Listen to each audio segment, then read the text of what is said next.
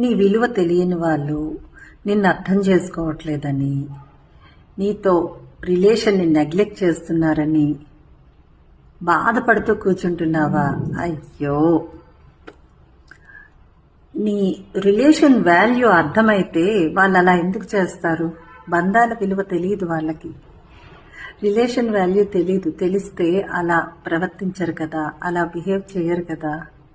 మీరెందుకు బాధపడతారు?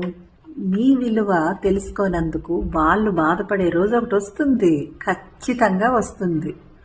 అంతవరకు పేషెన్స్తో ఉండాలి. సహనం చాలా ఇంపార్టెంట్. ఊరికే బాధపడిపోయి నీకు నువ్వు అనారోగ్యం పాలైపోతే ఎలా చెప్పు? నువ్వు సక్సెస్ అవ్వాలి కదా, నిన్ను తెలుసుకునే రోజు ఒకటి వస్తుంది. అంతవరకు ఆనందంగా ఉండడానికి ఏమేమి అవసరమో అన్నీ చెయ్యు, అంతే.